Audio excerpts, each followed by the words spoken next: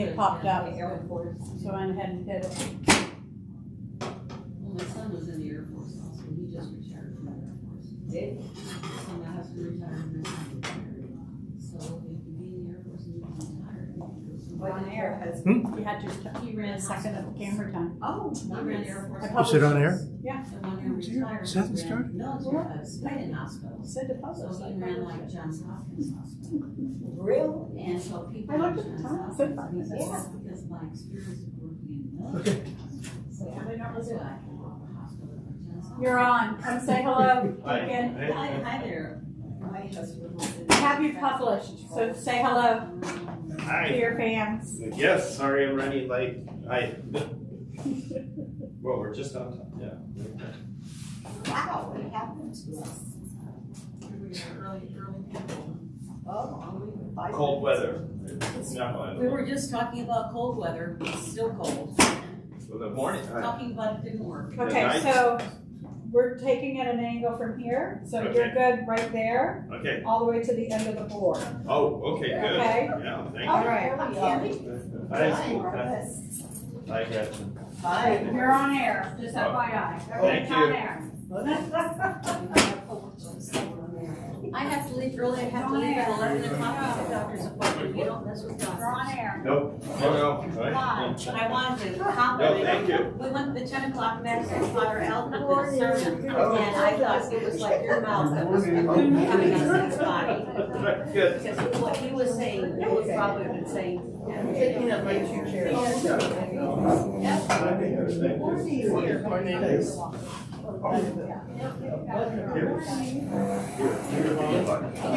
Do you want one of them? Leo, feel free to take that. I'll just move this over.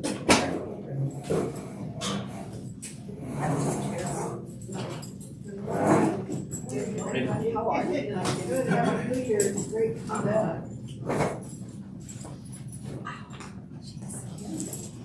Is that, Good morning. was that Christmas? No, I bought this. Oh, That's beautiful. my old Bible, was the old one. I remember Yeah, the original one was That is And 1970. any new books that we haven't seen before?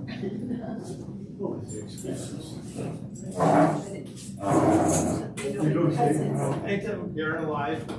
Trying to stay warm. The nights and early mornings certainly have been cold. Especially those early mornings. Yeah. Get up to the cold place. No kidding. I found this Bible, we used to live in Silvies, we walked up and down Silvies, there's this one house that has all used books, and if they don't want them, I got this out of the used book box, and it is very decent book. Lucky, and that's, somebody evidently didn't need it, and so they put it in the used book, and it's perfect, it is a treasure. It is. No, that's good. Small, it's easy to share. One of those little houses that they have where they. Yeah, exactly, yeah. Normally we find it when you're not. That's a mystery. How are you?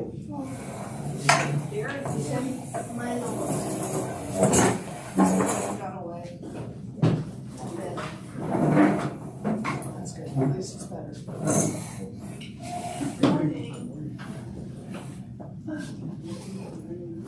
So, Good, anyway, that's I great. remembered to bring it. Yeah, great, yeah.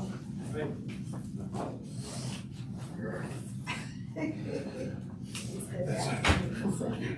It's cold in here. Yeah, that's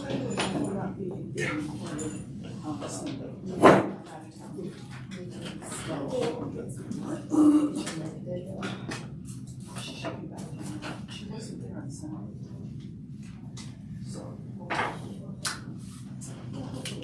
We were missing, Kathy's gonna build a fire here unless it warms up. Can I do that? Yeah. What can I crumble up and do? Yeah. All we have is Bibles. Yeah. Hot Bibles. Well, welcome back. yeah, thank you. Thank you. Yeah, yeah. Yeah.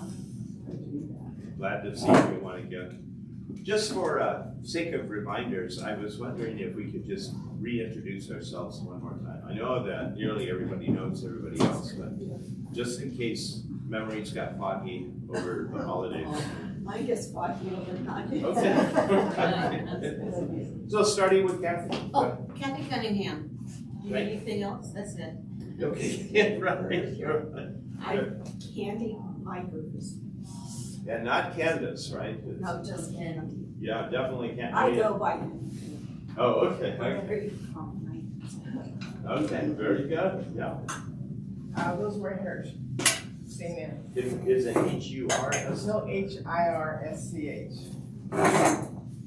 Is that German? Yeah, I'm thinking German. Wow, okay, Rosemary, very good, yeah.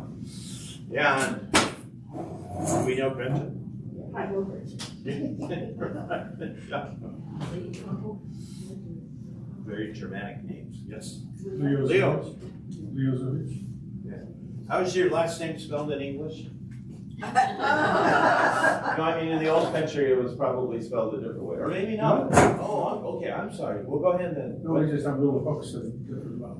Oh, okay, but otherwise, the same letters, okay. Is it pronounced any differently in English than in English? Yeah. Seem like they have a problem with switch. Wow, okay, very good, yeah, thank you. Oh, Lydia Zovich. thank you. What was your maiden name? Magana. Oh, okay, very good, yeah. Is that Italian? Spanish. Magana. Mexican Spanish. Spanish all over. Yeah. We're just kind of a little UN in terms of ethnicity. Yeah, that's true, that's very true, yeah. And Lena? Lena Saw, spelled S-A-W, although my cousin spelled it S-O. But it's the same Chinese character. Yeah, but it's pronounced the same, basically? My father and uncle decided to be different. Very good. That's my story anyway. Yeah, very good, very good. Where were you born? I was born in the Philippines. My dad was born in Fujian, China. Wow, okay. My goodness. I grew up in very Chinese school. But as the Philippines were recovering from war, you were just a kid after the war and growing up and all. Very good. Well, thank you. And Mary Cobb. C-O-double-B? Yes. Okay, very good. No, thank you. Mary and I have been in the choir since 18 years ago. Wow. 18? Yeah, we are charter members. Wow. Very good. Choir, it's amazing. Oh, We went to 10 this week and it was really, yeah. Just always enjoyed it. Good. We enjoy it too. good. No, I'm glad. I had promised something at the end or towards the end of the fall before we broke, and I never got to it. So it's time for me to ask for your forgiveness and get to it. So here's what it is. We had talked a little bit. I saw, as soon as I mentioned this at one of our last classes, I saw Lydia's high school. What? Here's what it was. We talked about what did St. Paul think about the place of women in the church. And I wanted to give you, he touches on this in his letters, but I wanted to give you a couple of specific places if you're not familiar with them, and just talk about that for a little bit, because you might find it interesting. Because right now the men here are outnumbered by the women. It just might be interesting. Not only that, in the larger church, it's really, there's some very, very stalwart men. But any given parish, now I've only been acquainted with 3 parishes, but I think that's a good enough environment for me to draw some conclusions. Almost always, it's the women that form the backbone of the parish in terms of doing the grunt work, in terms of keeping the parish going. Sometimes they're public roles, sometimes they're unseen roles. But any good pastor I've ever met realized the significance of the help that women provide in the parish. And again, this charts to 3 parishes. My guess is you've seen this as well, but I'll let you decide if that's the case. But frequently, it's women who support the church, sometimes in public ways again, but oftentimes in unsung ways. So, for example, there are at least a couple of women that tend to our shrubbery here. To the best of my knowledge. Yeah, it's beautiful. Yes, exactly, right. Yeah. But I don't even remember their names. Oh, And Dawn. Mitch and Dawn. And actually, besides Mitch and Donna, their every sisters. morning Dee comes in, Yep. and you never see Dee. Dee trims the bushes and the flowers, and she sweeps the patio every morning. Does he live close by, or? I don't know. Yeah. Where I don't know. Yeah, she does live close. And then she's the one that leads the Divine Mercy. Yeah. Yeah. So And you and never see her. She just lives. yeah, and so I just use that as an example, but I suspect that 90% of our parishioners don't know that. So at any rate, I just thought you might find this interesting. But know this, that any good clergy member, any good pastor I've ever known, knows that the success of his parish really depends on the contributions that women make. Not that men don't make contributions, it's just that a greater number of women make contributions to the parish. And I just think that's an issue that we should talk about a little bit more. But at any rate, here are just a couple of passages where St. Paul in his letters addresses women. So the first is from 1 Corinthians. Paul's first letter to the Corinthians, chapter 14. I was wondering, rather than you hear mine read it, we'll just wait and see if Candy gets to that. 1 Corinthians. Yeah, 1 Corinthians, chapter 14. Oh, that's right.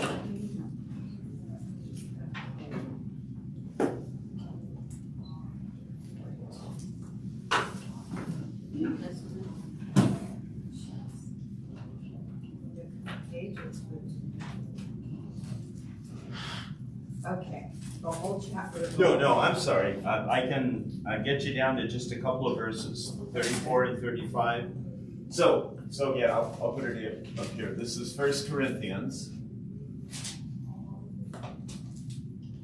chapter 14, verses 34 and 35.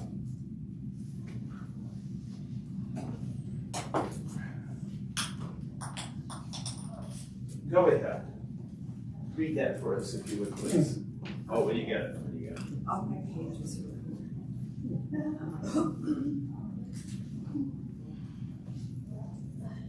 Word woman is in it. I'm sorry? The word woman is in it. Exactly. That's good. Yeah. What's he say? As in all the churches of the holy ones, women should keep silent in churches, for they are not allowed to speak, but should be subordinate, even as the law says. But if we want to learn anything, they should ask their husbands at home, for it is improper for a woman to speak in the church. Did the word of God go forth from you, or has it come to you alone? Okay. Wow. I don't really. Yeah, but there it is in black and white. That was the custom. Yes, indeed. In those You're days. certainly right. Yeah, it was the custom. That was So- true of other things that weren't religious as well. No, very true. Yeah, exactly right. Yeah. So again, just oh wow. if they want to learn anything, they should ask their husbands at home. It's unacceptable. For it is improper for a woman to speak in the church. Okay, so the church has turned around a bit, right? Now, if a Catholic husband wants to learn something, he probably better ask his wife. Yes. I mean, in terms of something about the church, right? For the most part, Leo's an exception. There are some exceptions, but generally speaking, women know more about, say, daily mass than their husbands do. Generally. Okay, fair enough. Okay, here's one more. 1 Timothy, St. Paul's first letter to Timothy. Timothy, by the way, was one of his principal assistants who becomes who becomes a bishop in the church. But this is 1 Timothy, or St. Paul's first letter to Timothy, chapter 2, verses 11 and 12. So I'll put these up here.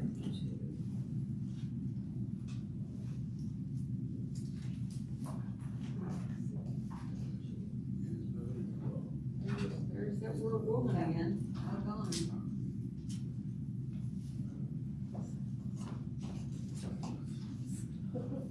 What's a prejudice guy? Yeah, St. Paul's first letter to Timothy, chapter 2, verses 11 and 12. So, who found that? Oh, go ahead. A woman must receive instruction silently and under complete control. I do not permit a woman to teach or to have authority over me. Wow. Would you mind reading that one more time? Yeah, I would love to. Yeah. A woman must receive instruction silently and under complete control. I do not permit a woman to teach or to have authority over me. Okay, good enough. And you're certainly right. St. Paul was not unusual for his time. In fact, he represents the culture of his time. So I don't mean to put the onus of blame on St. Paul, because first century Christians, and for many centuries thereafter, followed this. I mean, they believed it. And if you have any fundamentalist or charismatic neighbors or relatives, or maybe your niece or somebody, it's even more insistent. It's the old bumper sticker I used to see on cars that would say, "God said it, I believe it, that settles it." Yeah. So I just note this because this certainly it's not the church's perspective at this point in time, but for the formative years of the church, this very much was the teaching of the church, right? So, yeah. Can I just? Yeah. I'm tooting my own horn here, and that's not the point. Usually it's Joni, but she's not here, so. she's out sick, so I get to be her. Yeah. I've been here since 7:30. Generally, get here 7:15, 7:30. I turn on the heater, I turn on the lights, I unlock everything. I sometimes turn on the sound, make sure that everything is set up, and the priest approves it. So we are the backbone. It's not like women are doing nothing. We are, and how many women are on the choir? No, nothing at all. I mean, it's. And the priest, well, you know from Sunday. Sure. The deacon comes in and checks in, and he's very important to the mass. And then the priest comes in, and he's even more important, so he has less things to do. Education. So when it's cold in here, I know who that was. Well, this is not just here, a- but No, I'm teasing. No, but She we means the sanctuary. are really important. We are the backbone. Yes, that's very true. And again, I don't mean to beat this into the ground, but any good priest knows that. Once in a while, you run into an arrogant one who probably is not a pastor, because I think it becomes immediately known to a pastor that it's women that, for the most part, are sustaining life that goes on in the parish. So we have 57 parishes in the Diocese of Orange. Just to give some scale to this, we're the 10th largest diocese in the U.S. out of slightly more than 200. There's like 204, 208 dioceses in the U.S. We're the 10th largest. And we happen to have the luxury, for the moment, of having enough priests to staff all of our parishes. I don't think that's going to be the case at some point in the future, but no one can predict that with certainty. But I mention all of this because, in my opinion, and this is not from Scripture, this is just me, But here's what I think that the church, your children, your grandchildren will see. We may not see it in our lifetime, but I think what the evolution of the U.S. church is going to be, that there will be some parishes for which there will not be enough priests. So there'll be parish sharing. Pastors may have responsibility for 2 parishes, presumably close together, maybe even 3 parishes. I think the number of deacons actually is increasing, but deacons are older at ordination on average than priests are. So we have more deacons coming into the church, but we're aging faster because we're older. So you've got fewer priests that typically are younger than a newly ordained permanent deacon. But more deacons, however, we're between, in my opinion, between a scarcity of priests in the future,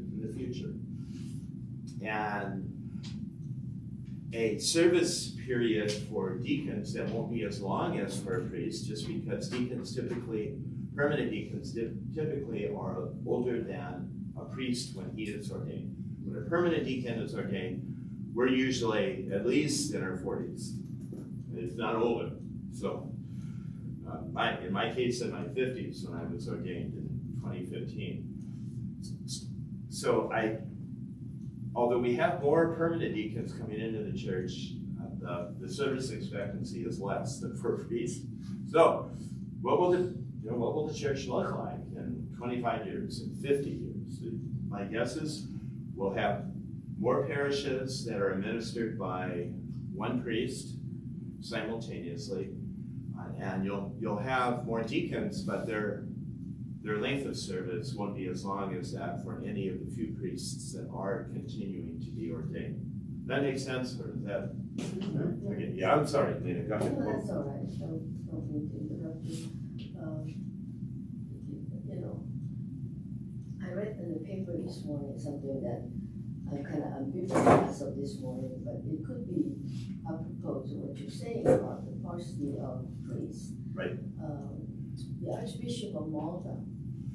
The Archbishop of Malta is encouraging the Pope Francis to sign or to allow priests to marry, because it will solve. And the answer, and this was brought up before, because he's actually one of the top advisors of Pope Francis. And it seems that in 2018, he brought it up in private. And the Pope Francis' answer was, well, I don't remember, and I have to reread again to see if he answered it in 18 or it's his new answer now, that he will leave it to the incoming Pope to deal with it. But he said that the reason he didn't deal with it in 2018 was because, from the 13th century on, the rule was changed. Before that, Catholic priests were allowed to marry, and subsequently they decided that, being unmarried will focus their love and affection and dedication to God and to the priesthood. And so, and according to Pope Francis, it has worked well overall, barring other circumstances. And the Bishop of Malta said that he said he thought about it a long time, and then he said, there are a lot of young men who would be very good priests, but who also are capable of loving a woman. And why should that be denied when there are other churches, Christian churches, that are allowed to conduct, their faith services and go home and have a happy marriage life. And he also said that also prevents, things that are happening realistically, such as good priests as a priest, but also because they're men and they have capacity to love. So they actually have what he called sentimental relationship with women. And he said that I'm not surprised that if here in Malta alone, there are priests who are quietly married. And So I that know that brings for a us- fact in other countries. certainly in the Philippines, I know that. And that, So my guess That's is, something In new there. Africa too. I mean, some of them have even multiple wives, priests. Yeah, so it kind of stirred me up this morning when trying to get ready. yeah, right, And I yeah. said, didn't happen in the okay, old church, something, 1200s. you know, I'm conservative Yeah, in the some 12th ways, century, but the 1100s was, it's a church-made rule. It wasn't- yes, it wasn't- exactly. God didn't make that rule. So I'm more lenient towards that, you know. Okay. Now here's the thing, we won't take a poll, but I'm not sure everybody here would relish the notion of a woman being a priest. Yes, No, yes, same thing. no.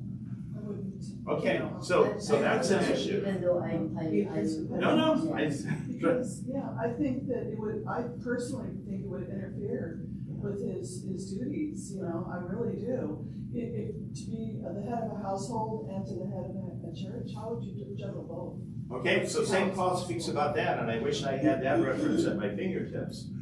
But in another one of his letters, Paul It's in says, Timothy, 1 or 2. yes, I wish, he says, I wish that all were like myself and that I don't need to marry, Paul says. But he permits marriage, but he says, I wish that all men could be like me and did not need to marry. Now, okay, so that's an issue. The issue of ordaining married men, that for half of the church's history, it was left up to the individual bishops to decide if their priests would be permitted to marry. So until the 11th century, it depended on the bishop, wherever you were. The bishop would decide whether his priests could marry. It's an interesting issue, but it's fraught with some problems as well. So, and people say the church is boring, right? No, look at all of these things. And you happen to live in a time, I live in a time, when this is all bubbling up. Now, the greatest source of priests today for the church is Africa. That's interesting, isn't it? I thought it was Vietnam. And don't be surprised if our parishes in the U.S. feature more priests that will come from Africa, because that's where the abundance of priests are now. It's not in Europe, it's not here in North America, and it's not in Latin America, but there's an abundance of priests in Africa today. So sometimes those priests, we had a few in the Diocese of Orange, and some have meshed in very, very well. Others have they've had a very authoritarian about the manner in which priests should interact with the laity. So that there are a number of issues, and not one of them seems to have a single simple solution. So I don't have a solution for this, but I'll tell you the pressure that's going to happen, and we already see evidence of it, is that there will be a push to ordain women as priests. There will be a push to permit priests to marry, to begin with. Then there will also be a push to ordain women as priests. And these are issues that the church is confronted with now. They're not crisis issues, but there are some Catholics that want to see change in the church, and it would take these two forms. It would take the form of women marrying, I'm sorry, they can still marry. It would take the form of priests being permitted to marry, and take the form of women ordained as priests. And I don't see that discussion vanishing anytime soon. So whatever you feel about it, because we're all individuals, just know that these are issues that confront the Pope, but also his successor. They'll become even more pressing. So I believe the Pope is 87 now. And although he's a very, very active priest, he's essentially confined to a wheelchair. It'll be interesting to see if his service slows down a little bit.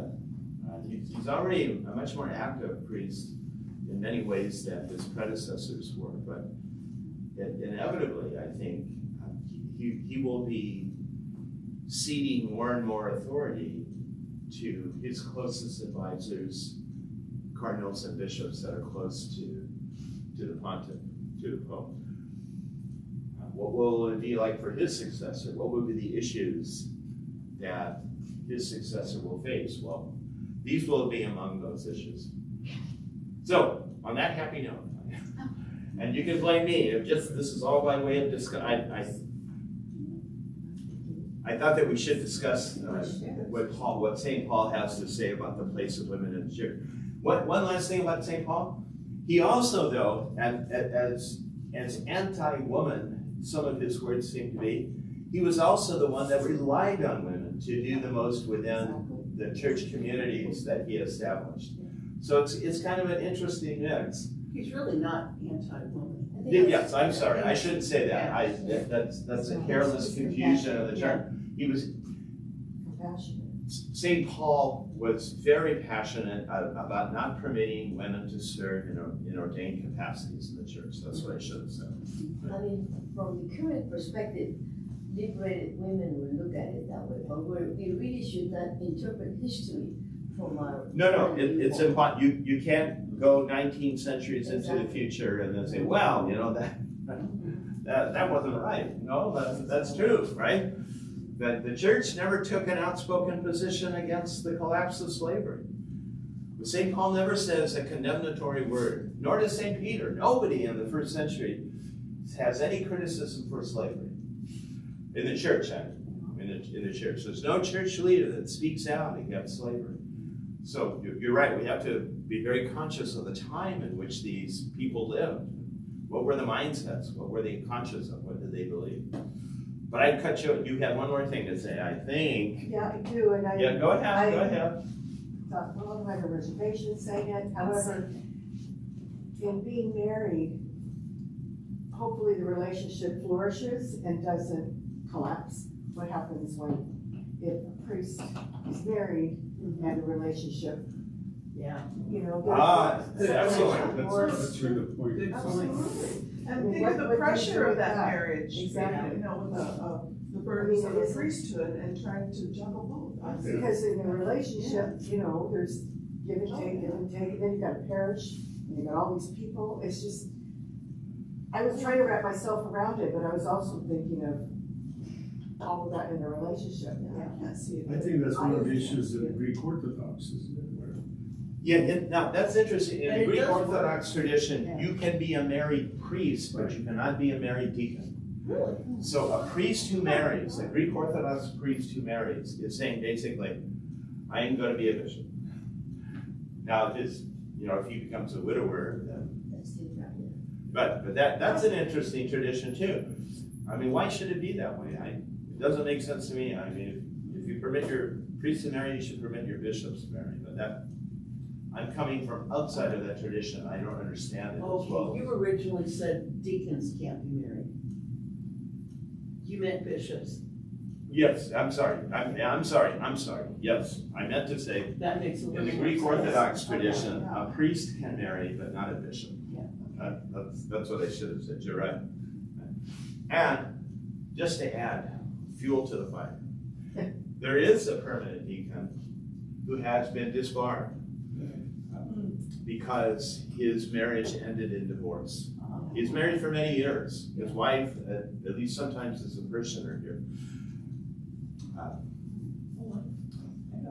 But it should, Ford. it's an issue between the husband and the wife. Right. It's not an issue between his ability and his love for his church and God. Yeah, Scott Ford is the deacon, Yeah.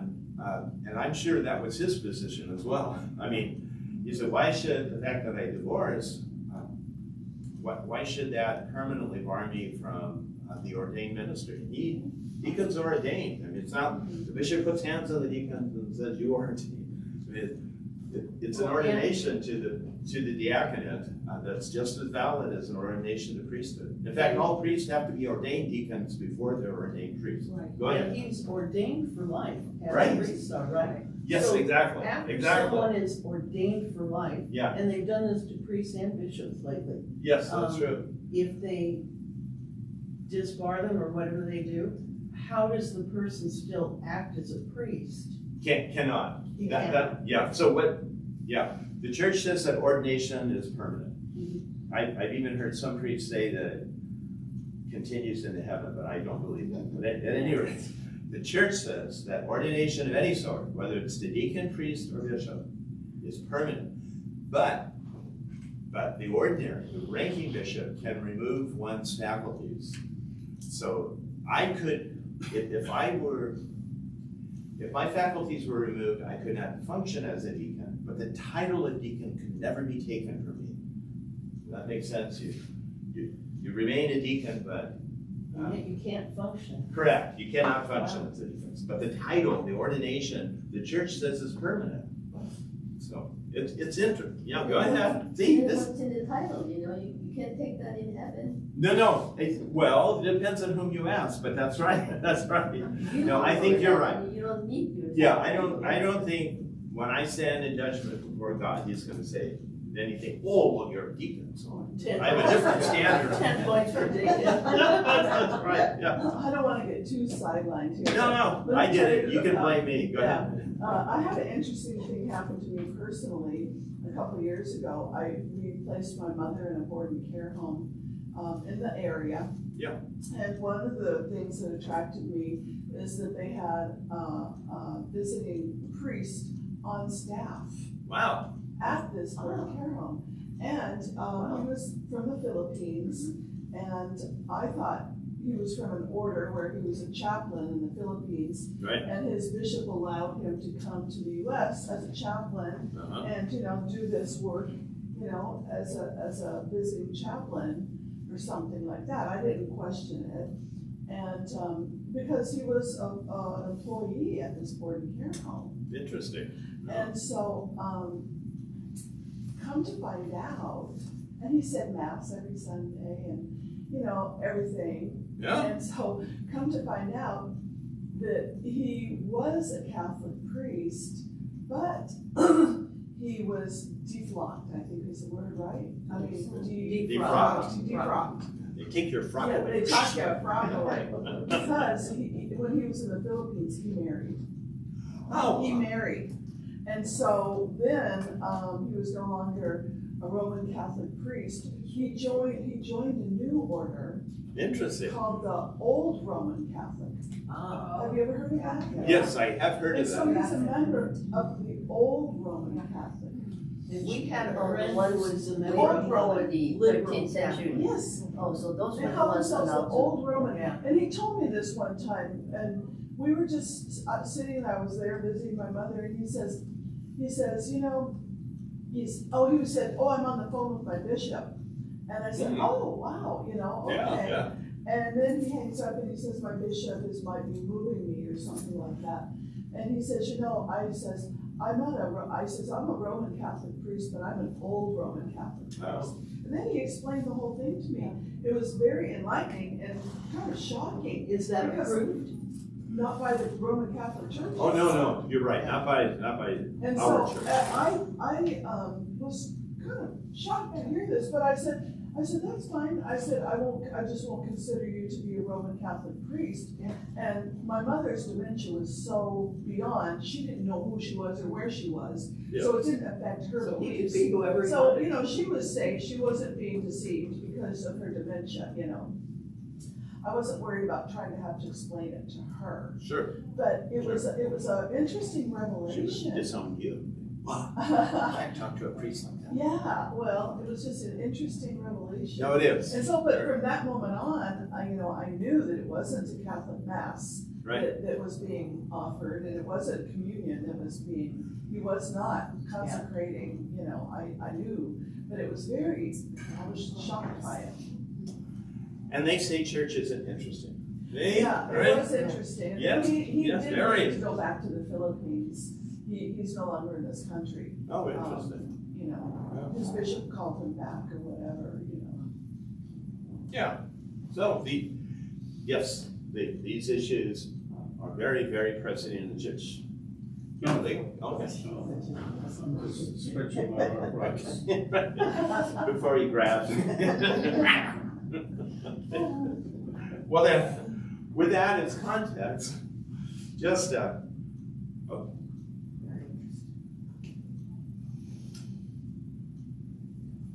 St. Paul says that too. He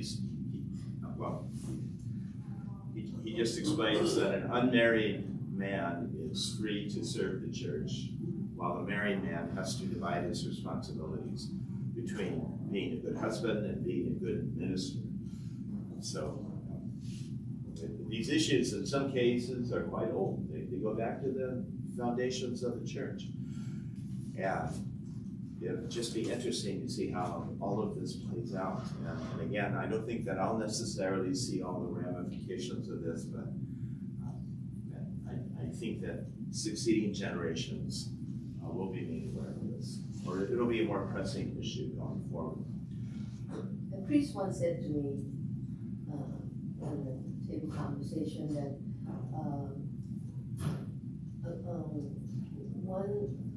a priest actually who's done work, in college, work before he entered the seminary, actually became a priest, is less likely to fall astray compared to the young, fresh out of the seminary.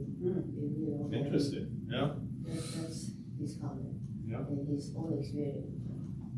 We do, late vocations, even for priests though, are becoming more common. You may know Father Edward was a hotelier. He worked for the Marriott company for several Well, years. even Father John, too. Yes, exactly, right. So, Father John was a non-practicing Methodist, so we all have interesting backgrounds. Yeah, Father Juan Tran, who's the pastor He was a over at lawyer. St. Edward, he was a DA, I think. And Father Dewey was a Oh, successful yes. businessman Oh, too. yeah, he was like a Well, CFO. even his assistant was a fireman. That's Oh, right, Dave damn. Allen. Father Monk. And Father Al had a girlfriend that came in on. Yeah. And our friends are, the guy that had the seminary, the woman that Went went in the to seminary. the convent got married. Yes, that all of the above that happened. Sure, because we're human beings. And it's just interesting to see how all of these issues play out. But the reason why I bring this up is first because I said I was going to, and I didn't have time before we ended in December, before our hiatus. But I did want to return to that because it is, I truly believe that St. Paul was positively influenced by God. But as humans, we very much remain a part of our generation, a part of the time in which we live. The values that we have are not erased when God speaks to us. We're still part and parcel of the influences present in our lives. And I think that was the case for St. Paul. But I'll let you decide what you think about that. I guess I'm saying this because I don't think that even if you were to disagree with Paul about his position on the role of women in the church, you would probably agree with everything else that he says. I mean, Paul says so much and has been so instrumental in the church that you may decide that his teachings or his beliefs about women, the role of women in the church, are not sufficient to render him void and invaluable, and not valuable to the church. It just each person may look at this a little bit differently. But I firmly believe that we don't whitewash. The church only gets in trouble when we try to put a good face on something that's not good. So I'd rather just have the discussions out in the open. Like this discussion about the third Sunday in Ordinary Time, which is coming up on this particular, next weekend.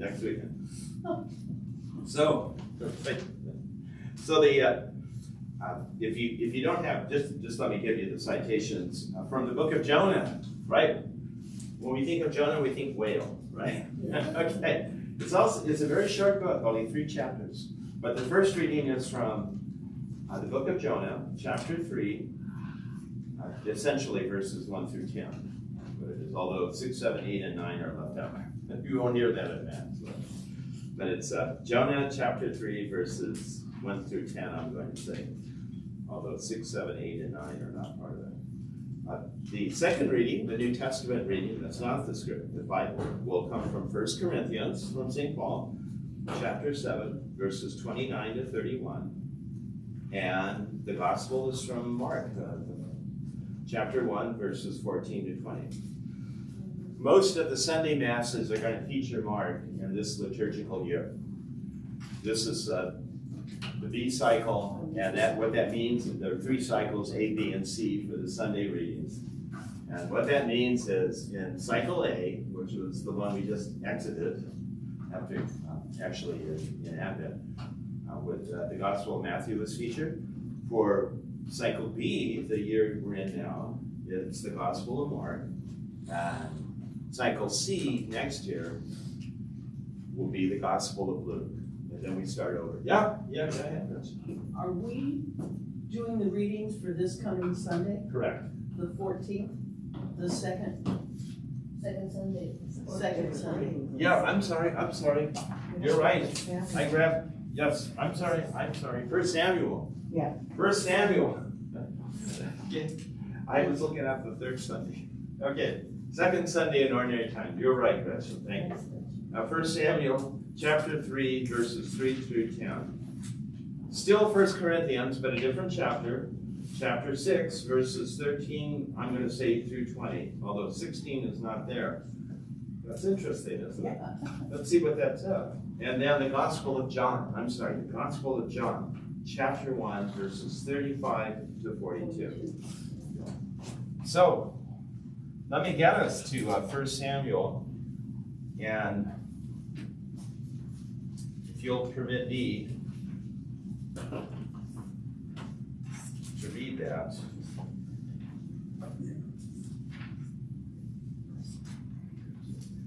Samuel's a great prophet, by the way, who was prophet when David was king. At the end of David's life, Samuel, who's even a little bit older, dies, and his successor comes along. But Samuel is the prophet who announces that David has surpassed Saul as king. So Samuel's life is closely related to the life of David because Samuel's time as prophet began a little before the reign of David and ends a little before David's death. He was the son of Hannah, right? Yes, exactly. So from 1 Samuel chapter 3, verses 3 through 10 and 19. Let me read those for you. During the war between the house of Saul and the house of David, Abner was gaining power in the house of Saul. Now Saul had a concubine, not unusual, by the way. The Israelite kings had queens, mistresses, concubines. They had a whole raft of them. Okay, you're jaded now. I can't get a rise of indignation. Okay. Now Saul had a concubine, Rizpah, the daughter of Aiah. And Ishbah, the son of Saul, said to Abner, Abner is a big general for Saul. Okay, he's one of his important generals. Why have you slept with my father's concubine? Well, I'm sorry. Forget about concubines. We'll bring them up in another time. Right? I was starting at the wrong place there. Okay. It's getting interesting. 1 Samuel chapter 3, verses 3 through 10 and 19. The lamp of God was not yet extinguished, and Samuel was sleeping in the temple of the Lord. This is Samuel's call to be a prophet.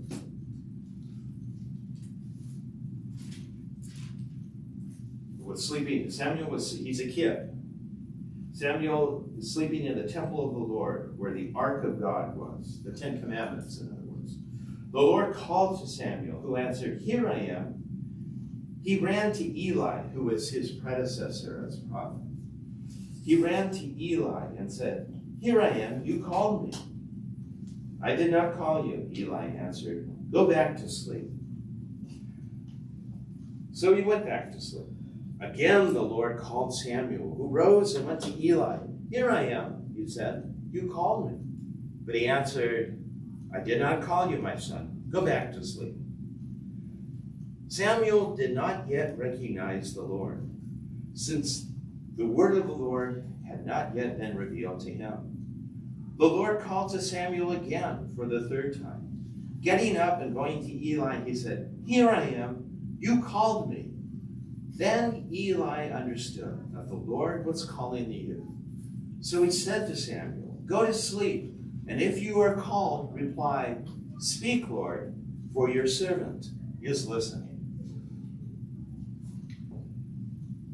When Samuel went to sleep in his place, the Lord came and stood there, calling out as before, "Samuel, Samuel." Samuel answered, "Speak, for your servant is listening." The Lord said to Samuel, "I am about to do something in Israel that will make the ears of everyone who hears it ring. On that day, I will carry out against Eli everything I have said about his house, beginning to end."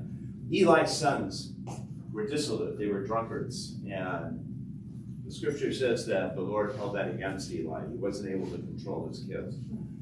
I hope God doesn't hold that against me. I found that kids are harder to play. That's enough. Okay. On that day, I will carry out against Eli everything I have said about his house, beginning to end. I announced to him that I am condemning the house once and for all. Because of this crime, though he knew his sons were blaspheming God, he did not reprove them.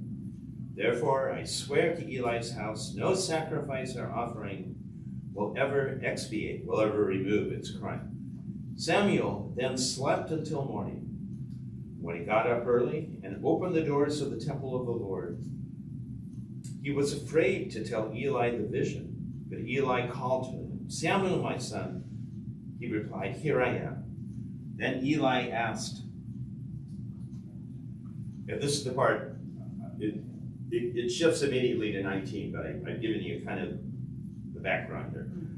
Then Eli asked, "What did he say to you? Hide nothing from me."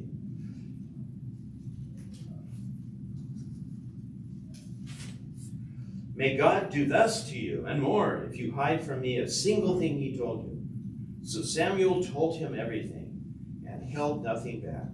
Eli answered, "It is the Lord. What is pleasing in the Lord's sight, the Lord will do." Samuel grew up, and the Lord was with him, not permitting any word of his to go unfulfilled. All right, so I've left out 11 through 18, that filler stuff about why God got mad at Eli, but I think it provides a little bit of the context in terms of what's going on. And so the essence of what's going on here is that the Lord is speaking to Samuel, who's just a kid. And somebody mentioned Hannah? No. Okay. Samuel is the son of The daughter. son of Hannah. Yeah. And Hannah, Who we just heard about today. Hannah couldn't have a child for a long time. So she prayed to God, or she went to the temple. Yeah. And offered. At first, Eli thought she was drunk because she just stood there praying to God. But her prayer is answered. But then what does she do with her son? She gives him up after he's nursed. She gives him up to the temple. So from the time he's basically a kid, a toddler, he's given over to Eli, who raises him basically. He becomes a great prophet. So that's the background. That's what's going on here. But what the scripture is trying to tell us, this passage, is this is how Samuel is established as a great prophet. But discipleship. Yes, definitely, right? Yeah. But can you imagine that? So Hannah she very much wants a child. She She prays, goes to the temple and prays. She becomes pregnant. But she feels she has to return this to God. So as soon as her baby is weaned, she gives him to the temple. That's a tremendous sacrifice. Can you imagine giving up your firstborn? And probably your lastborn, because you're not going to bear any more children. And so the whole point of the story is to show the dedication of this woman. And the background for this great prophet, great Samuel, the prophet that rises up. And by the way, there's no hint of scandal in Samuel's life. He doesn't do anything wrong. He does his best to advise David. In fact, it's Samuel who has to come to David and say, look, when you slept with Bathsheba, who was not your wife, and she became pregnant, and that baby died, whose fault do you think that was? It's just amazing that you could go to the king and say that. They wouldn't say, well, I'll tell you whose fault you have, or I'm going to take off your head, and then you can tell me all about, all of the fault. But David relented. He said, you're right. He repented of his sin. But my point is that Samuel was held in such confidence by David that he could say anything. And David believed that it was the word of God, that it was God that was speaking to him through the prophet Samuel. So, at any rate, I'm sorry that I gave you too long a reading there. But that makes sense, or any issues or questions about how Samuel becomes the great prophet? And again, Eli's fault, by the way, I don't mean to diminish that, but Eli's fault was really the sins of his son. So it's an interesting idea in antiquity.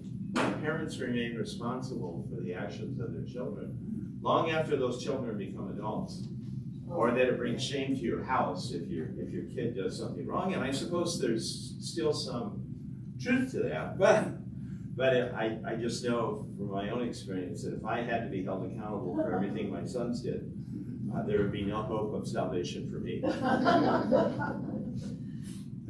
So I've spoken to, go I was just going to say, I didn't know Samuel was a child, so that's interesting. Yeah. You know, it reframes things. Yes, yeah. No, we don't know exactly all. My guess is he's a young teenager at the passage we found here. But he's certainly not an adult. You're right. And it's to Eli's credit that he recognizes what's going on here. That he admits that, okay, you are my successor, which he was always intended to be, because Eli's own sons were not made out of prophet material. So it was always intended. Yes. Very bad. Yes. It was always intended that Samuel would succeed Eli, but this just gives a little bit more depth to the story in terms of what's going on there.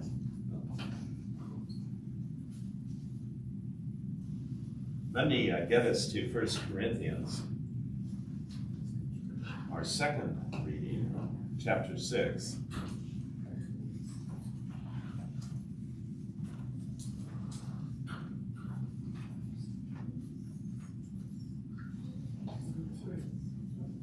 Second Corinthians chapter 6, verses 13 through 15 and 17 through 20. So whenever I see that in Scripture, I always want to know what the missing verse is. This is like a trailer or a preview, right? What's going on here? So 1 Corinthians again, chapter 6, verses 13 through 15. First or second? Second, I'm sorry. No, first, I lied. I'm getting my first and seconds mixed up here. 1 Corinthians, chapter 6.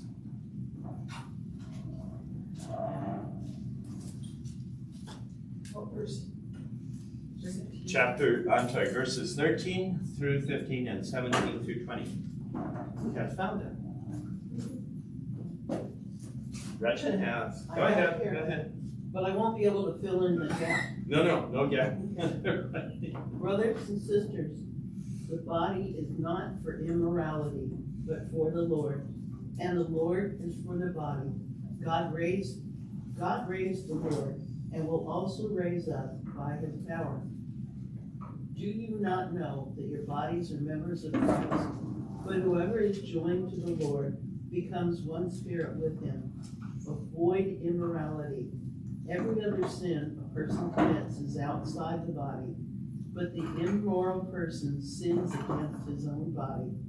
Do you not know that your body is a temple of the Holy Spirit within you, whom you have from God, and that you are not your own? For you have been purchased at a price. Therefore, glorify God in your body. Good. Yeah, thank you. Oh. That hits. I'm sorry? That hits hard. Yeah, yes, exactly.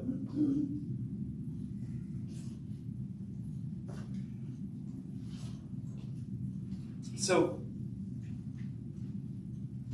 St. Paul is telling us in many ways. He's saying that even though we're in this world, he frequently tells us, do not prioritize the needs of the body, because they're not needs of the spirit. But it's hard in this world, living where we live. If you're hungry, you're hungry. If you're sick, you're sick. You can't pray those away. So it's an interesting perspective. But what Paul, I think, what he's speaking to is this notion that all I need to be concerned about is things of the flesh, things of the body.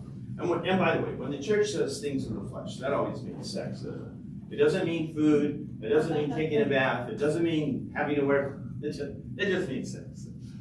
So it's hard to think of life because on this side of paradise, our spirits are within our bodies, and in this world, it truly is a world of flesh. It's a world of mortality. I understand what Paul is doing. He's saying we are all called to another kingdom, a heaven that doesn't limit us in terms of our bodies, and that's the world he wants us to focus on. But that's hard. It wasn't so hard for Paul, and I think sometimes St. Paul wishes and hopes that his strength would be available to all of us, but I'm not sure that it is. Meaning, here's what I mean by this. St. Paul puts great stock in the fact that everything he does is in pursuit of this ministry. And he tells us at various points, he says, I've been very accustomed to abundance. I've had more than I needed. And I've been very accustomed to scarcity. I've been accustomed to doing without, and I've been accustomed to having more than I need. But what he's saying is that all of these things are less important than growth in spirit, than being the disciple of Christ that St. Paul wishes that all of us could be. So it's an interesting interpretation, and by my standards, this is very hard to live up to. But let me shut up about it for a moment and just ask what you think, or what do you? And I'm sorry, did you identify the verse? You did not, or that? No, because I don't have it. I'm sorry. Did you? It's 15 to 17.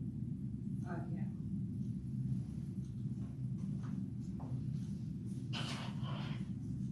So it's verse 16.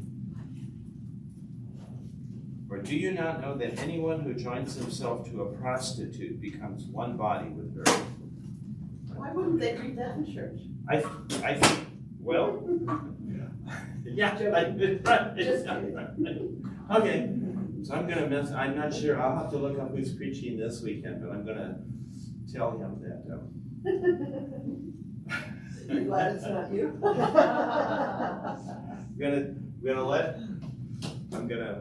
I will let him know that Gretchen thinks that he needs to talk about prostitutes. Oh. Okay, at any rate. I'm not seeing you that. Yeah. This weekend, it's it's Father Al at 8 and Monsignor at 10. And they switch. So what do you think? Is this standard? It's a great aspiration. Is he asking? Is St. Paul asking too much of us? Is he not aware of the pull of the flesh in this world? And I don't mean just sex. I'm talking about it's almost as if St. Paul wants to get rid of the body right now. He's ready to go 100% spirit. But on this side of paradise again, we are fleshly bodies. So isn't he saying that because the Holy Spirit will come to us only if we are pure in? Yes, he's certainly saying, yeah, you're right, that the Spirit has more of an opportunity to speak to us if we can put aside the pull of the flesh, the things that we need to acknowledge. But that's what I mean. Yeah, no, I know. You were right. Yeah, right. So, yeah, go ahead. I was gonna say, I'm sorry. No, you. As far as debating, right from wrong, that's still a debate we're having to this day. Legally speaking, in most ways, prostitution is illegal, and morality speaking, a lot of people still feel that way too. So it's just kind of like an age-old debate, and from a legal and from a society's point of view too. Yeah, so you put your finger on something really important, I think, which is that sometimes I think we mistakenly believe that these folks that lived 2,000 years ago, they were from a different planet. It's still an issue. Exactly, right? They're just like us, right? Their social mores change, but human beings and our temptations, our needs, these are permanent. They don't go away, and they weren't different. The forms they took might be different in ancient times and might be different in the future, but humans don't change dramatically in terms of what matters to us, the values we have, right or wrong, the values we have, and the quest or the things we want, right or wrong, those don't change. It seems to be part of our human nature. And I think it is interesting, you're right, that Paul kind of illustrates that. He's writing this probably in the 50s, 25 years after the ascension of Jesus. So not the 1950s, yeah, I'm sorry. The original 50s. St. Paul is probably martyred about the year 63, 64 at the latest. So he's writing these almost 2,000 years ago, but I'm not sure that our human nature has radically changed that much. Not in terms of our propensity to sin. Yes, so that's constant. You're right. You're right. Yeah. Yes. Let's say a word or two about the gospel reading, which is from John, chapter 1. So it'll be the very first part of the gospel. I have it. Chapter 1, verses 35 to 42. And I'm sorry, did you say you had it, Lena? There? Yeah, I have it. Go ahead, read it for us. John was standing with two of his disciples, and as he watched Jesus walk by, he said, "Behold, the Lamb of God." The two disciples heard what he said and followed Jesus. Jesus turned and saw them following him and said to them, "What are you looking for?" They said to him, "Rabbi," which translated means teacher, "where are you staying?" He said to them, "Come and you will see." So they went and saw where Jesus was staying, and they stayed with him that day. It was about 4 p.m. Andrew, the brother of Simon Peter, was one of the two who heard John and followed Jesus. He first found his own brother Simon and told him, "We have found the Messiah," which is translated Christ. Then he brought him to Jesus. Jesus looked at him and said, "You are Simon, the son of John. You will be called Cephas," which is translated Peter. Good. Thank you. Yeah, well done. So, a lot of things going on here. I always wonder, so who was the second apostle? follower, the second apostle of John, who accompanied Andrew to find Jesus, but he's never named here. And what, did he remain as an apostle, or did he go back to John? Did he remain his apostle? We don't know. It doesn't really matter, but I just think it's an interesting question. So, the more important thing is, so Peter is not his birth name, right? His mom and father called him Cephas. No, Simon. Simon, yeah. But there's a second apostle called Simon. So it makes sense, there will be one of the original 12. Another one of the original 12 is named Simon. So it makes sense that Jesus will want to distinguish between the two. And he isn't just going to say first Simon and second Simon. Right? So he gives them an A, right? But it's a title, right? It means rock hard. And oftentimes we forget that. As a kid, up till the time that Peter meets Jesus, he's Simon, is the family name given to him. But Jesus does give different names sometimes to those who are closest to him. So this is all part of the tradition. But what do you think about this? Andrew is called first, right? And then Andrew goes and gets his brother, right? That doesn't necessarily mix up the order in any way, but it's just kind of an interesting take on who was called first. And Andrew was the follower of John the Baptist, not Peter. I mean, not Simon. But it was Andrew who was a follower of John the Baptist. And so he's the first one to recognize who Jesus is because John tells them who Jesus is. The third point, just to consider, is the Gospel of Matthew only tells us that John the Baptist and Jesus were second or third cousins.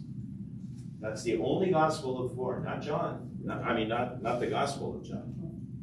Gospel of Luke. It's the only one that says that there's some family relationship between Jesus and John.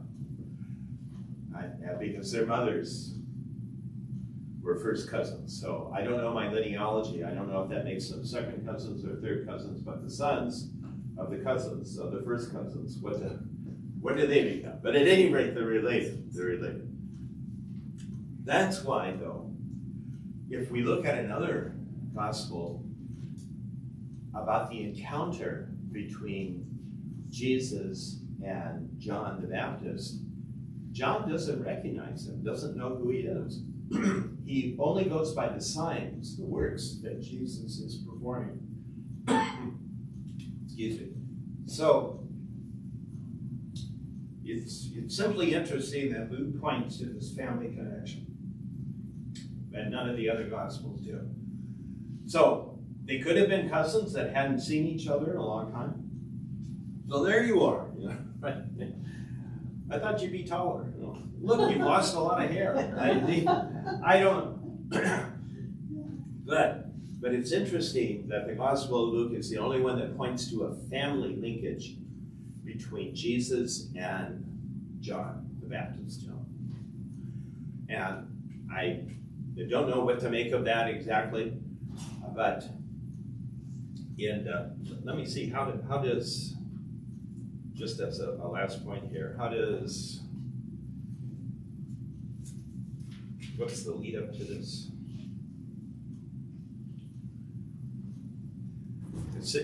Jesus simply walks by John with a couple of his disciples, a couple of John's disciples, and points at it and says, behold the Lamb of God. So we have no indication, we don't know anything about whether there was or wasn't a family relationship between John and Jesus here in the Gospel of John. A different John, but I want to emphasize that, right? This John is the apostle of Jesus. John the Baptist is the foreman, the predecessor to Jesus. So whether we believe there's a family relationship, which is important for us because of the name because our parish is named after grandmother, human grandmother of Jesus. That it's just kind of an interesting application to us, but I'll let you decide if you think there was a close family relationship, and Jesus and John John the Baptist recognized each other even in adulthood. There's certainly nothing wrong with that, but it's just interesting that only one of the four Gospels makes clear that there was a family relationship between John the Baptist and Jesus. So, questions about any of that or anything come up that piqued your curiosity? Angel Gabriel announced when that cousin Elizabeth was pregnant. But this is Cousin Elizabeth was pregnant. your relative, Yeah. Elizabeth.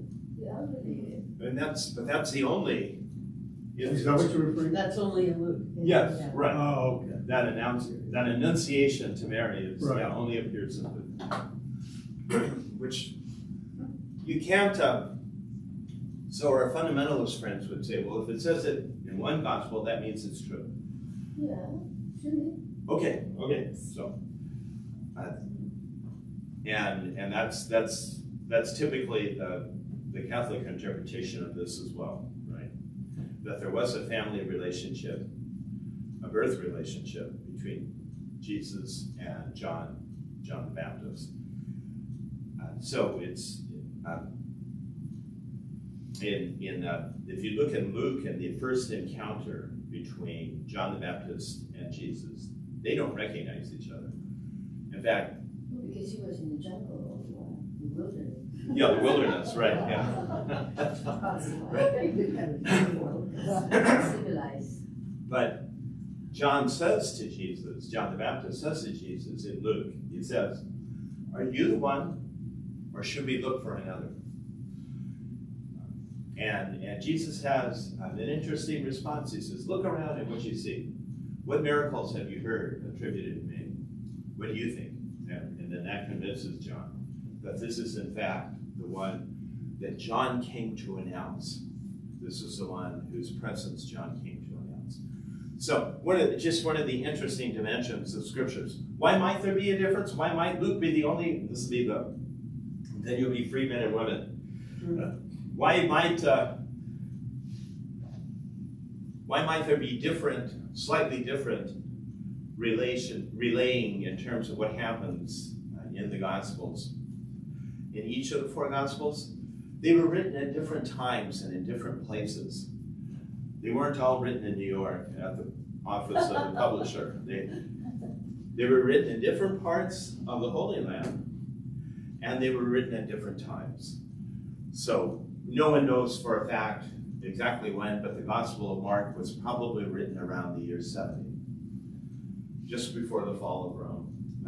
Just before the fall of Jerusalem at the hands of Rome, at the hands of the Romans.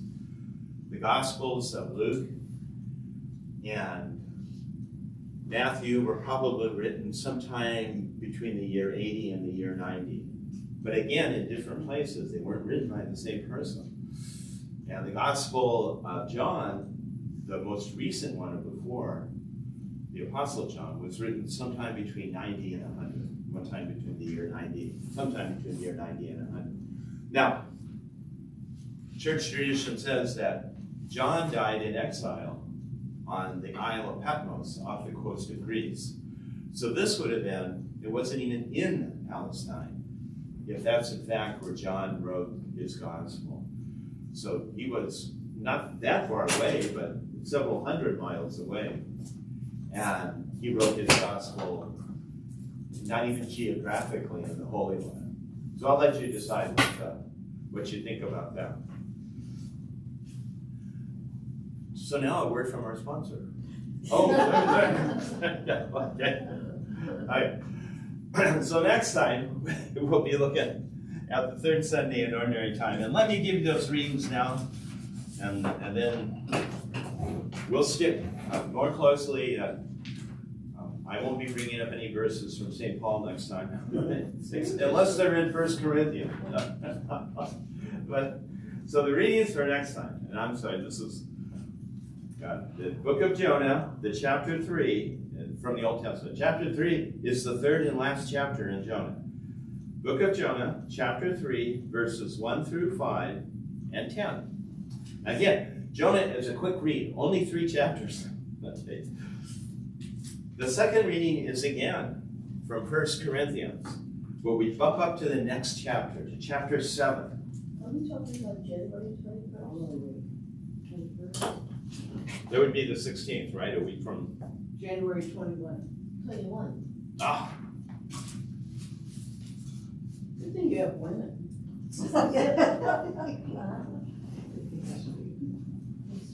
First Samuel, are we talking about the 14th or 21st? 21st. Well, it says to be the 21st, because. We just did Yeah, it. this weekend's this weekend's the 14th, so next weekend will be. Yeah, the we just 12th. did Let's that. talk about that, so it'll be the third Sunday of ordinary time. yes, right, there's repetition, yeah. The readings they come back sometimes to talk to you.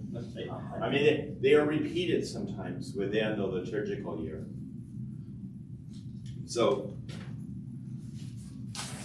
Don't we do that before this? And then, Do that?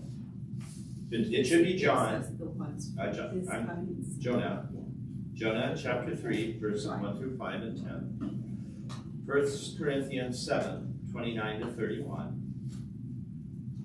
And the Gospel of Mark, which is the main gospel that we're going to hear from during this liturgical year, this B cycle in the liturgical year. Gospel of Mark, chapter 1, verses 14 through 20. Thank you. Yes. So, thank you. Questions, concerns, anything relative to that?